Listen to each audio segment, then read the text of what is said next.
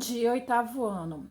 Hoje daremos início a mais uma aula de História, segunda-feira, dia 10 de agosto de 2020. Essa aula de hoje será uma aula revisional dos conteúdos que já foram abordados nas aulas anteriores.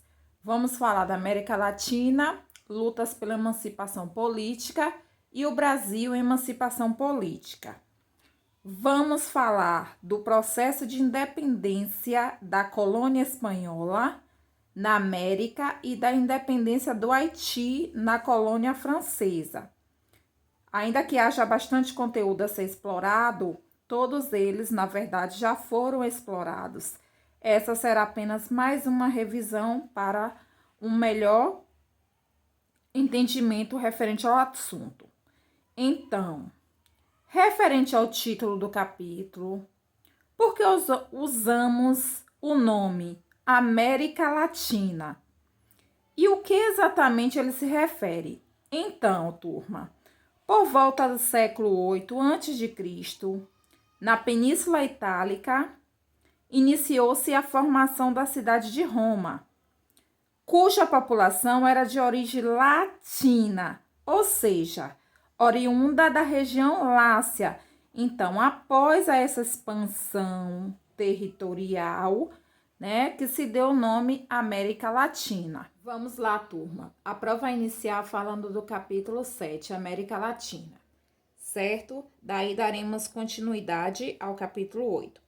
Então, você já sabe que o termo América Latina, a origem latina, que compunha e difundiram suas características culturais, entre eles o latim.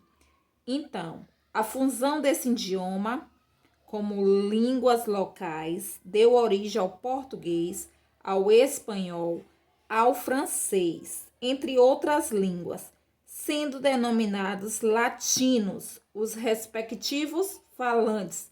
Durante o século XV, com as grandes navegações, os latinos, portugueses, espanhóis, franceses dominaram o território na América, impondo assim suas culturas e línguas à população nativa, ou seja, aos índios, Ele impôs que os índios tivessem a mesma cultura deles. Dessa forma, o legado romano ele se expandiu para vários locais da América, os quais passaram a ser denominados América Latina. Então, é importante eu estar ressaltando que, porém, todo esse legado cultural latino não foi o único responsável pelo fato de países tão distintos como o Brasil e o Haiti serem classificados em uma mesma categoria, latinos-americanos.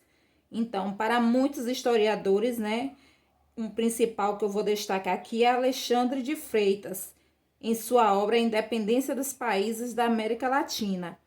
Eles foram classificados como latinos-americanos, porque, além de colonizadores por reinos europeus, tiveram trajetórias muito semelhantes ao que diz respeito às independências que ocorreram nos períodos entre 1811 a 1825. Sabendo que na América Espanhola há contradições internas e a inspiração referente ao iluminismo, processo revolucionário que ocorreram na Europa e nos Estados Unidos e motivaram o desejo pela emancipação política. Então, vem através do iluminismo e do processo de revolução. Vamos revolucionar, vamos se tornar emancipado politicamente. E aí a PRO colocou crioulos, Então, vamos lá. Quem eram os crioulos?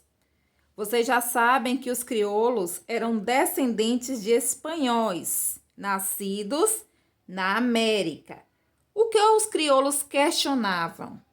Eles estavam descontentes com o monopólio comercial praticado pela metrópole e com a ausência, na verdade, de uma representação política. Eles não tinham ninguém para representá-los. E como contribuíram para o processo de independência? Na verdade, eles se aproveitaram da fragilidade do Império Espanhol para dar início aos conflitos que resultaram na independência e na formação de diversas nações latino-americanas. Então, o termo crioulos surge assim. Continuidade, quando falamos América Latina Espanhola no século XVIII, eu quero dizer o que para vocês?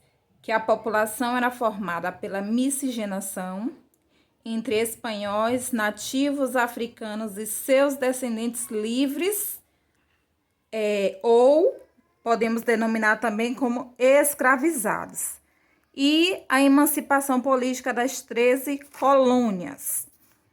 Emancipação política aconteceu no vice-reino da Espanha, atual México, que era o centro do governo espanhol na América.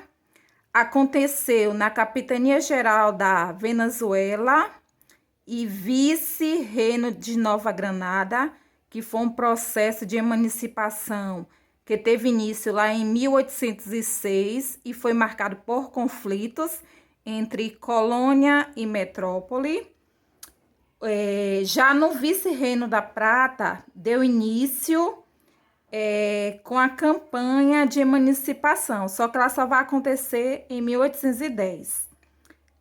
No Chile e no Peru, ela vai ocorrer em 1818, né? Que a partir daí vai acontecer a emancipação política. Já nas capitais central da Cuba e República Dominicana, ela vai ser proclamada em 1821, mas o local só vai, na verdade, vai ser de imediato dominado, na verdade, né, pelo Haiti. E eles vão ficar dominados pelo Haiti até 1844, certo?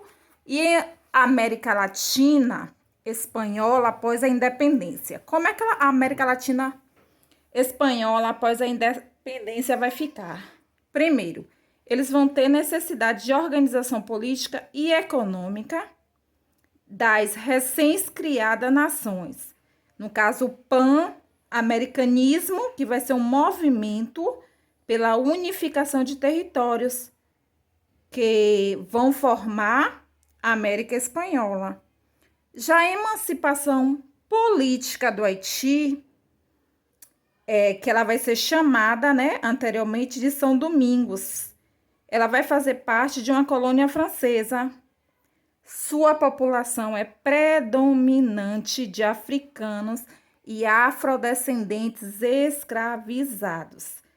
A Revolução do Haiti, ela vai ser liderada por escravos, ex-escravos, que daí vai conquistar a independência e colocar o fim no regime escravatório.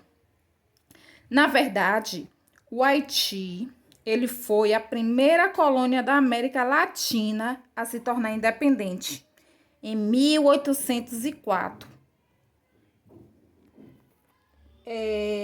Brasil e emancipação política, na verdade, ele aborda um dos momentos mais importantes e ímpares da nossa história, que foi a vinda da corte portuguesa para o Brasil em 1808.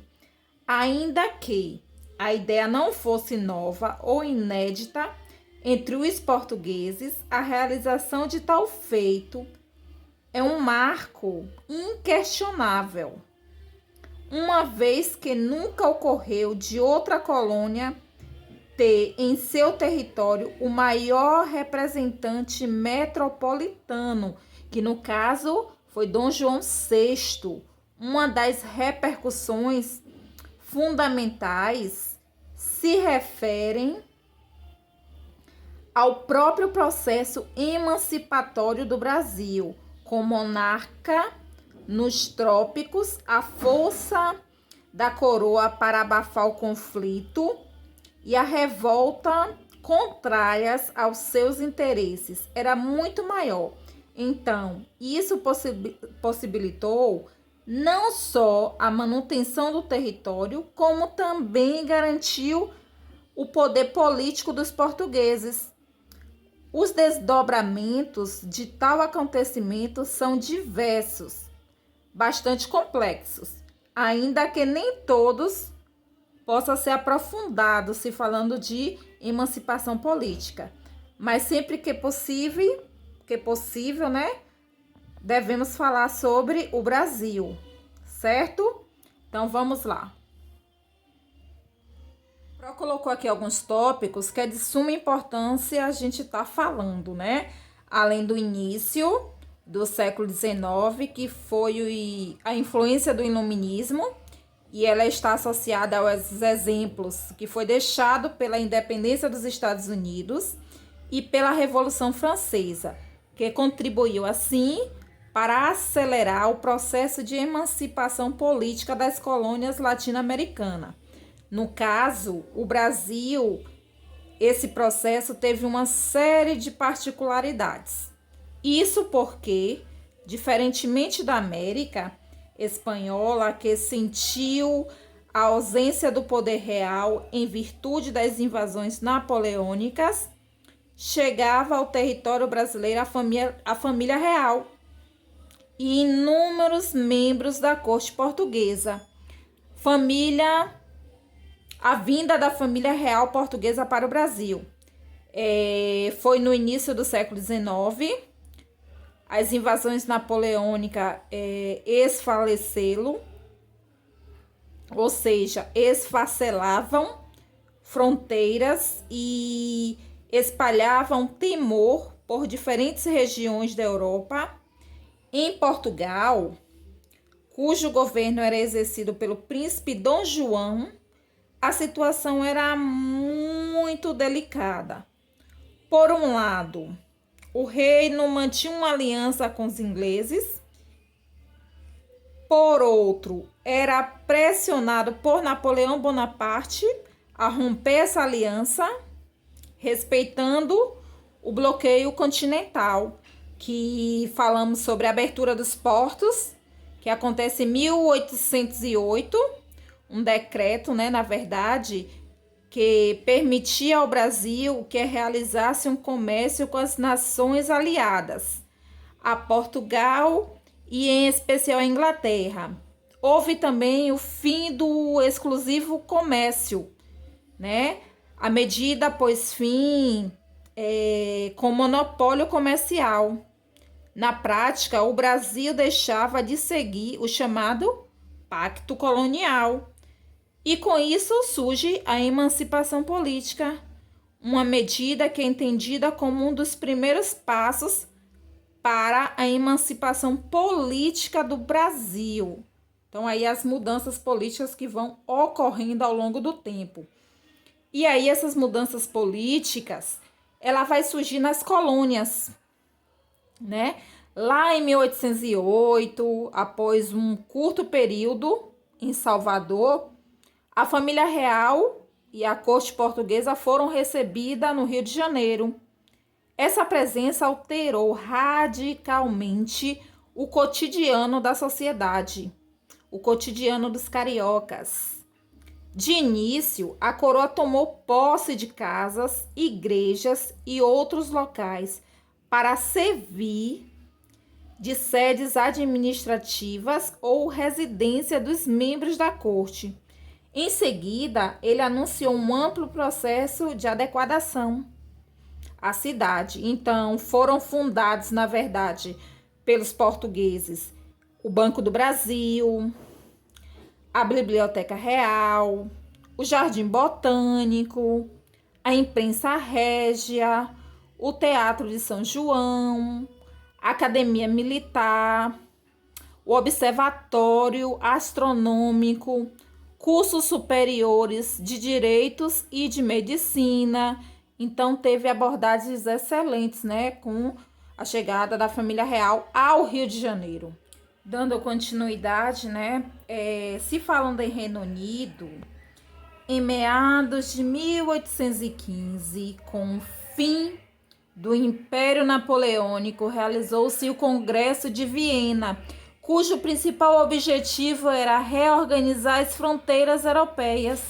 Esse fato, ele foi associado ao desejo de Dom João de permanecer no Brasil e evitar revoltas internas. Fez com que o príncipe regente decidisse elevar o Brasil a Reino Unido de Portugal. E a insurreição pernambucana, ela acontece em Pernambuco em 1817. As causas dessa insurreição foi a crise econômica que atingiu toda a região, altos impostos, insatisfação com o alto custo da corte, ou seja, uma máquina administrativa, né, montada por Dom João VI na época. A influência, ela foi influenciada pelos Estados Unidos e pela Revolução Francesa. E os grupos que faziam parte eram os comerciantes, militares, o clero, proprietários, juízes, artesãos e homens livres. Com isso, que a Pro não colocou aqui, existe também a sociedade colonial. A sociedade colonial, ela é composta com a presença da coroa portuguesa. No caso, a coroa portuguesa, ela fica no centro. E aí, essa coroa portuguesa vai adotar hábitos europeus, né? A necessidade de mão de obra especializada. Eles também vão fazer uma campanha de incentivo para a vinda de imigrantes. Vai trazer artistas e pesquisadores europeus. E também vai utilizar mão de obra escrava permanente. E aí esse medo vai causar um medo e revolta de escravos com tudo que vai acontecer. Houve também a Revolução Liberal do Porto, né, que foi regida por Dom Pedro. No caso, isso iniciou-se na cidade de Porto, em Portugal. Foi um processo revolucionário que apresentava como exigências básicas o retorno imediato da família real para a corte portuguesa. Foi uma convocação constituinte. Eles queriam que a família portuguesa retornasse novamente para Portugal. E esse processo de independência, ele é como se fosse uma linha do tempo. Ele se dá a partir da Revolução Liberal, em 1820. Depois vem o retorno da família real para Portugal, em 1821. Dom Pedro, ele passa a ser um príncipe regente. Depois vem a pressão das cortes portuguesas pelo retorno de Dom Pedro, já que Dom Pedro estava no Rio de Janeiro. Então, houve essa pressão para ele retornar para a terra natal, que no caso Portugal. Houve o dia do Fico, que foi o dia 9 de janeiro de 1822. E, por fim, o dia 7 de setembro de 1822, que acontece a independência do Brasil. O Brasil, ele agora passa a ser independente de Portugal. Foi quando a Pro perguntou na aula retrasada para vocês duas datas importantes, né? O que é que essas duas datas comemorativas, 7 de setembro e o dia 21 de abril, uma Tiradentes e outra que fala de Dom Pedro I. O que é que essas duas datas ela significa para nós enquanto cidadão brasileiro? E vocês me responderam, né, que são datas de suma importância para que o Brasil se tornasse independente de Portugal, ou seja, livre, liberto. Vamos agora para o Google Meet para vocês responder a revisão e esclarecer as dúvidas que vocês tiverem em relação ao capítulo 7 e ao capítulo 8, que será o capítulo da prova de vocês. Vamos lá? Aguardo vocês no Google Meet.